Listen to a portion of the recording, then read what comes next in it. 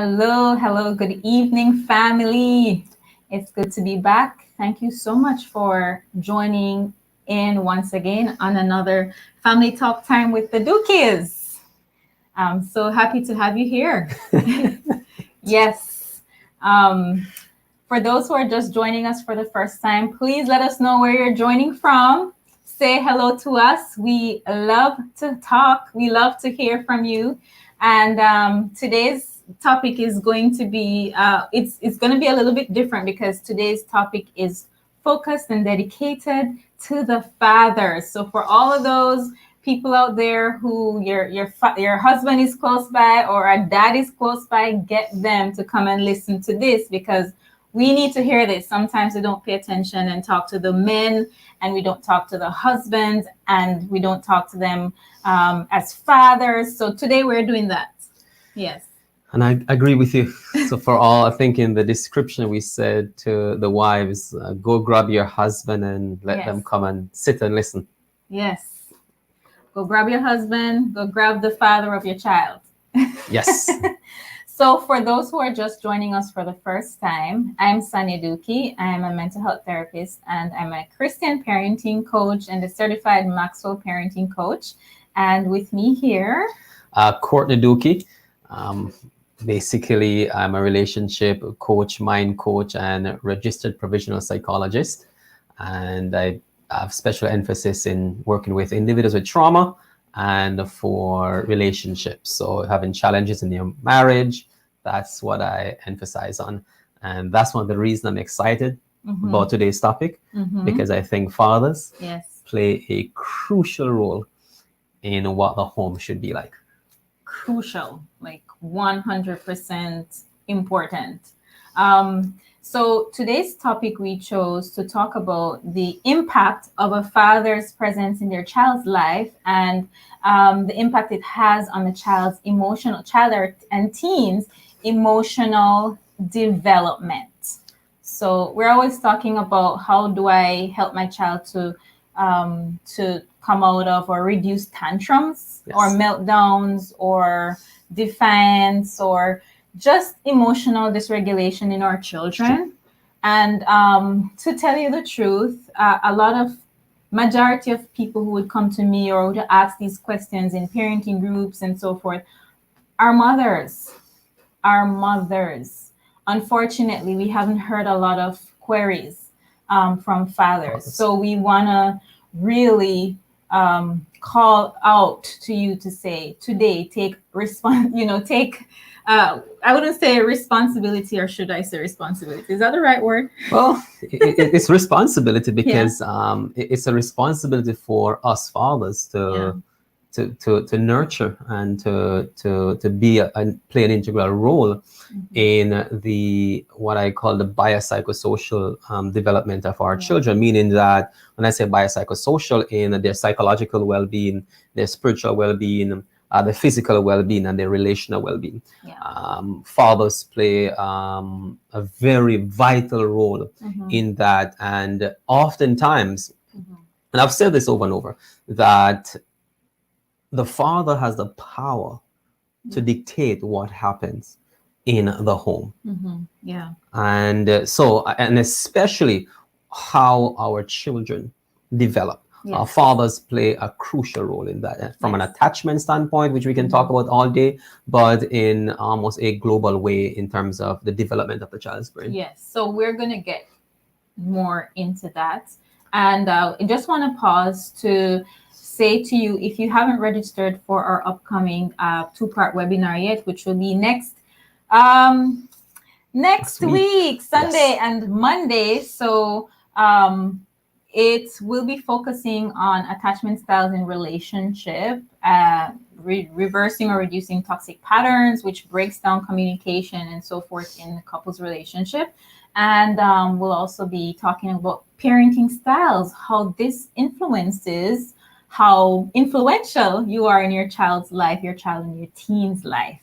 And how one thing we can start doing today to repair that relationship based on the parenting style you've had. So I'm going to put the link below here after, so you can register right away, and please share with other parents out there and couples will certainly benefit from this.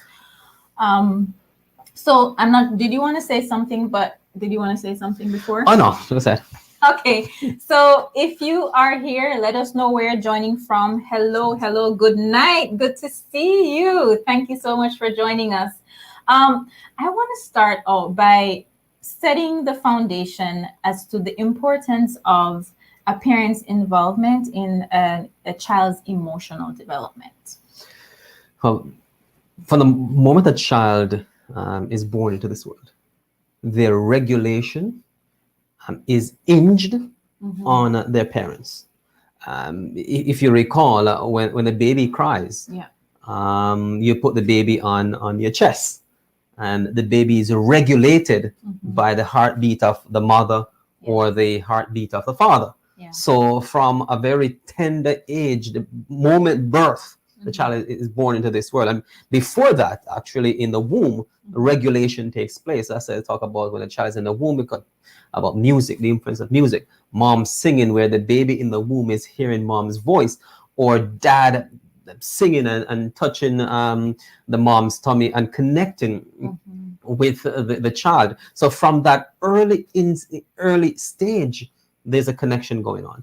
That connection never changes. It might evolve in different ways, but the connection continues throughout the child's development. So again, while the way how we connect changes, connection never changes throughout the developmental stage. Yes, and we're talking about the attachment there. Yes.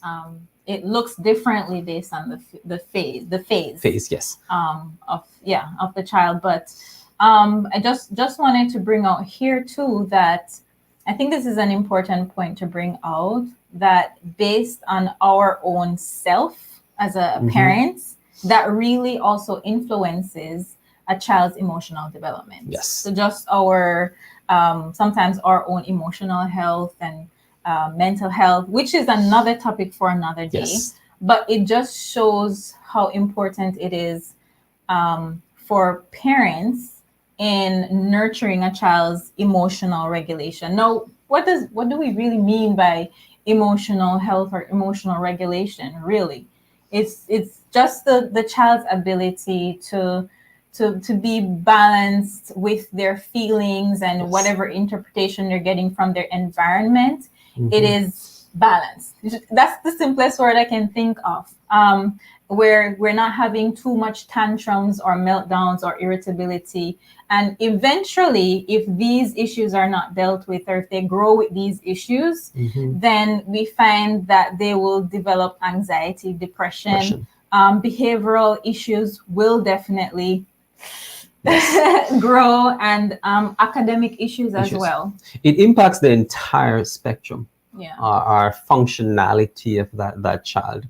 Sometimes whatever is going on at home has an impact across the board. And that's one of the reasons I think it's vital that we pay attention to fathers. We oftentimes look at moms and what moms are doing, but fathers are integral. And I know society, in essence, not to blame society, but society to some degree, almost in some way, see a child exclusive of the father. And even fathers and men see their roles as going out and working and bringing the money and providing the shelter and the clothing and make sure the bills are paid. Fathers are not often spoken of as a source of emotional stability, a source of emotional health. Fathers are not talked about in that way. We are talked about in the sense, okay, you provide, you buy the car, you pay this, you pay that, you do the basic provisions. But mom is the one who's supposed to do the emotional connection. That is so far from the truth and what needs to be done. And there's some exciting and some powerful research and thoughts out there about the importance of a father role in terms of the emotional development of children.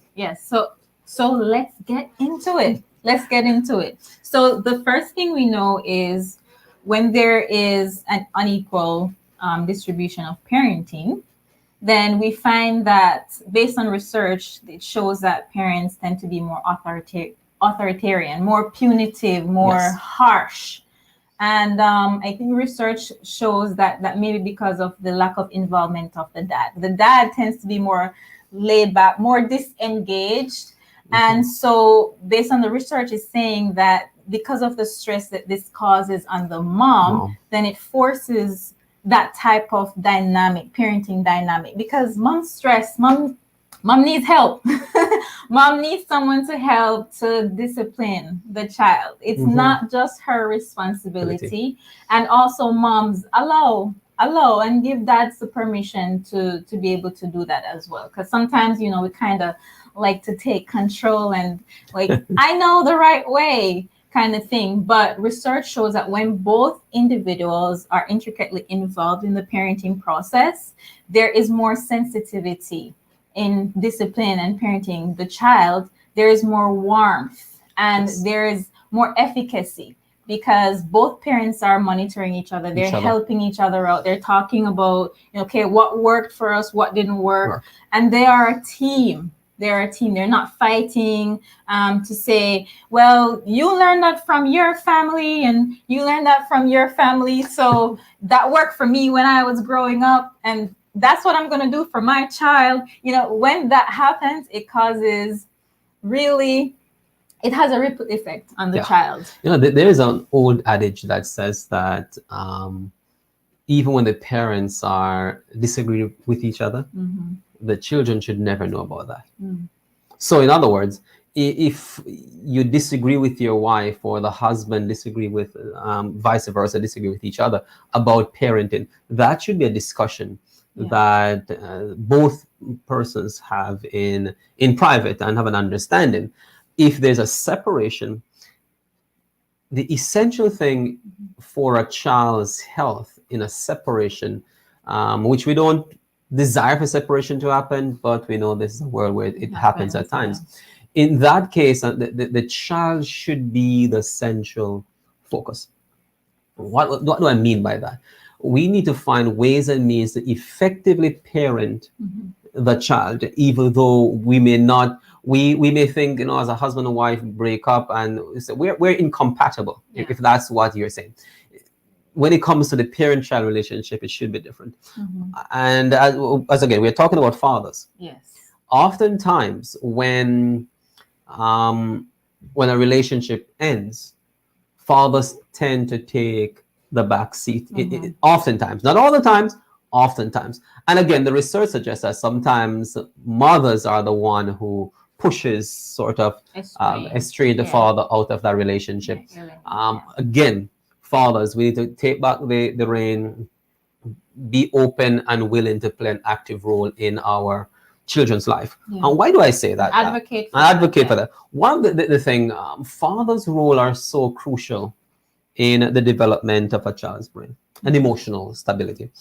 When I think of fathers, what the researchers suggest is that fathers have both what we call an intrapersonal and an interpersonal impact on their children. Intrapersonal meaning that oftentimes, and fathers, we may not take note of, we may not pay attention to this, but today I want you to listen this loud and clear. Write these two words down: intrapersonal and interpersonal, two essential terms that and functions we play in our children's life. Let's talk about intrapersonal. Intrapersonal has to do with how the child feels inside, how the son feels inside, how the daughters feel inside, how they regulate their internal systems, they deal with stress and deal with anxiety. That intra reality, fathers play a crucial role in that intrapersonal connection within, but also interpersonal. Fathers play a crucial role in the way how their children interact with each other. Think about this.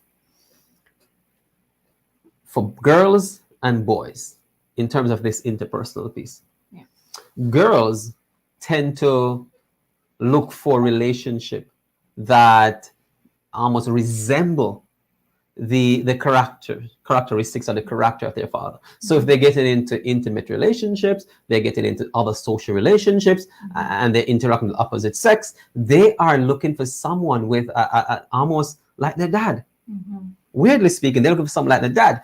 For boys, they mimic. So while girls sort of look for, in terms of the relational aspect, they're looking for this interpersonal relationship with someone. They base their interpretation of men and based on what they experience with their dad.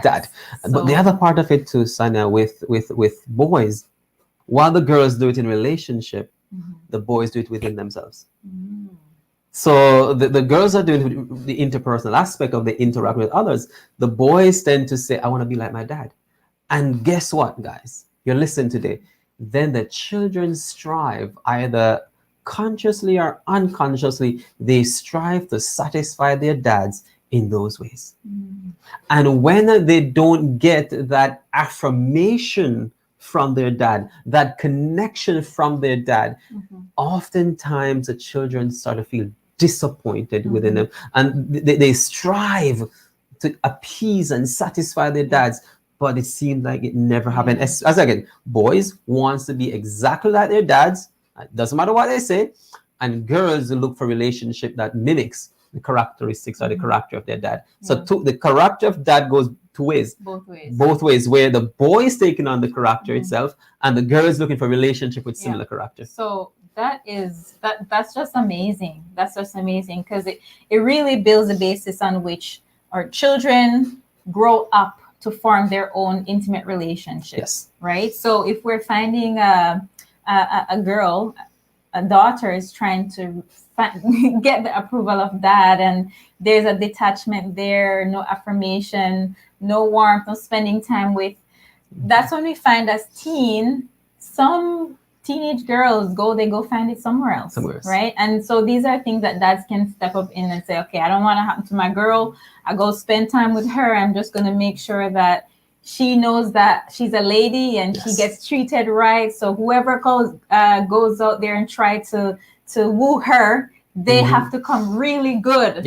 And the same thing for the son as well. You know, he's going to know how to treat a lady, or he's going to know how to assume the role of being a man, taking care, protecting, and making sure that he's loving his wife or his future lady, you know, just because of that interaction with that. And, you know, the opposite though, if that is abusive in the home, if what, you know, that's a touchy topic. But well, the reality is very common. If that is abusive, then the children suffer severely psychologically. Actually, what the research suggests, Sanya, that especially for depression, oftentimes depression in children has to do with conflicts with dads. So again, think about, as you mentioned, that mom may experience depression. So mom is struggling with depression, and the child experiences depression because probably that connection with mom and seeing mom depressed and the environment and all of that, the child may suffer with depression and anxiety too. However, what the research suggests is that it is a conflict between dad and their children. So when it comes to the how fathers contribute to psychological illness in their children, what they look at is the reality that the conflicts between daughter and father, or father and son, that conflict is what might lead to psychological challenges, especially like depression and anxiety. For mom, it's maybe because mom is experiencing it, and the children are there, they start to experience some of those symptoms vicariously in some ways. But the conflict, that interpersonal conflict between dad and children, contribute to psychological illness such as depression and anxiety. So what can dads start doing today to help nurture their relationship with their child and also their teen? Because you know, research is showing that dad tend to be less involved in an adolescent's life, because I don't know, people always think that once they're adolescents they don't really need help anymore, but that's the time when they need help more than ever. But what can dads start doing today to speak into the life of their child and their teen. Yes. I want to hear from you. For those who are listening, one tip. We want to hear from you. What is one thing you think a dad can start doing today to change things around and help their child to develop healthy internally and externally? Certainly. No, while they're typing, and from an attachment standpoint, Yes. rigorous play with our children. So Mhm. dad have this rigorous play with their So children. the rough play. The And, rough play. you know, I That yes, rough play. So we just say, what can dad start to do? Yes. Start to play with your children. Yes. Because that rough play from dad help the child, your daughter or your son, So to to develop a regulate. secure, Yeah. to regulate, but also to develop secure attachment style. Mhm. As simple as that may sound, play. Yeah. Why? Because play is releasing all sort of good chemicals in the body. There is intrapersonal development, and there's interpersonal development involved in simple act of play. And sometimes that children know, in some homes, children only know their dads as a disciplinarian. Mhm. Or when dad says it, that's it. Mhm. Discipline. Yeah. Oh, no. We dad need to get down there and play more, connect more. And when we play and connect with our children, as simple as that may sound, their brain just fires in multiple ways. But I'm waiting to see if others are going to share, because there's some other tips, but that's tip number one. Dads, just make a deliberate effort to start playing with your children. Another tip I would give is talk to your children about emotions. Yes. It's not just girly stuff or for your mommy or for mom. Talk to your children about their emotions, how they felt about things, why it impacted them that way, and how they can deal with it differently next time. Just esteeming you in that way as a safe, secure, strong person in their life, and you being real with them emotionally, Yes. that really helps them to be more in tune with that aspect of themselves. And so as adults, they won't be shy away or too detached from their emotions, because it was validated, it was affirmed when they were younger. That's something that was put into them, ingrained into them. So talk to your children about emotions, and if this is something that's hard for you, practice. Practice. And that's one of the Practice. reasons I talk about practice. That's one of the reasons in the program that we do for couples and for parenting, we pay so much attention to parent, to attachment, because sometimes based on our attachment style, it limits our willingness and openness to connect with emotions. And if we're not open as dads, as men, to connect with our emotions, and that's real, we men need to connect more with our emotions. My wife always pick on me. You know what she said? She says, it's after I got married to her and children comes into my life that I was able to better connect with my own emotions. Well, you know what? So she took credit for that. So I'm going to leave it there. But culture shames men emotionally, and I'm sure a lot of people here would agree with me. Based on the culture you're in, it really shames men when they are in tune with their emotions. Even women go out of their way of shaming men who are being emotional as well. So we're guilty as women sometimes, but no, on the contrary, men need to be able to express emotions and practice. If you're not used to it, start practicing. I'm hearing some feedback here. Charlene is saying, welcome Charlene, is saying be intentional about setting aside time with your child. That is so important, because we're all men, fathers, because always so busy, and when you're home, we come and we plop on the couch and that's it. Nobody trouble daddy because he's so tired, he's been working all day. But please take time aside. If you can't do it every day, just have a particular day of the week that will be so memorable to your child.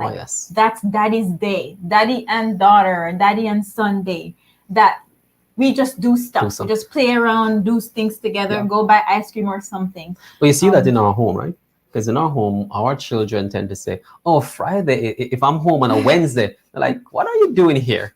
And then they say, "No, but Friday is a daddy's day." Daddy's day. So when in our home, our kids see that the interaction or the day I'm going to be home with them is Friday. So they say, "Oh, Fridays is daddy's day." So if I'm home on a Wednesday, they're like, "What are you doing home?" That's mommy day. That's mommy day. So they look forward to things like that when they know they're going to get a time to connect with us as dads. And as Sana was saying before, we dads need to find ways to talk about our emotions and within ourselves, but also be able to, okay, if we're not connecting with our emotions, how are we going to be able to connect with our children's emotion? And that's one of the areas in my upcoming parent transformation course where we're helping parents be aware of their triggers, why they get triggered sometimes, why they get emotionally detached sometimes, and how they can start working their way out of it, towards healing, so they can transfer that healthy emotion to their children. So we're getting some comments and I have to read them. So someone says, "So right, I play with my sons, both 9 years old and months apart." Yes, keep doing that. That child will remember it forever. Someone says, "I am their best friend, and I believe that these are men who are stepping up, dads who are stepping up, and they're talking. We race, play ball at times, and we go jogging most mornings." Yes. Look, you're getting feedback from dad. So if you're out of ideas, look, there are comments here. "My daughter is 12 years old and we rap openly. So I try my best to connect with them as close as possible." Yes. Thank you so much for sharing. These are the things that we want to hear, because what you're doing right there is you're helping to nurture your child emotionally. You're helping to promote healthy mood in your child, right? And these things they won't ever forget. They won't ever forget. They will forget the Disney trip. Yes. They will forget the expensive gifts that you bought. They will forget all those things. But they will not forget the moment you sit down to play with them. Yeah. And you create something with them. I see that again. I tend to go back to my children because I'm a dad and I learn these things I go through as a dad. And my daughter tend to remember the simple things, the simple craft, the simple things that you tend to do with her. She tend to remember those things more than what I think are the big important things.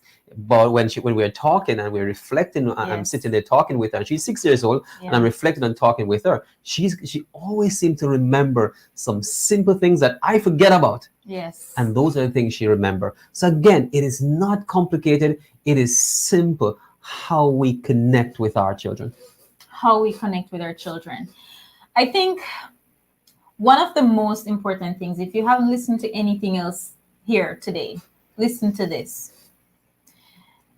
Being a priest in your home, being a spiritual leader in your child's life. Yes. That is one of the most important things you could possibly do in your child's life. And I just want to level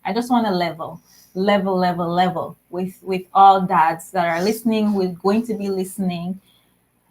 Be a priest in your home. Lead your family in the path of God. If you don't know how, go on your knees and pray. Talk to somebody.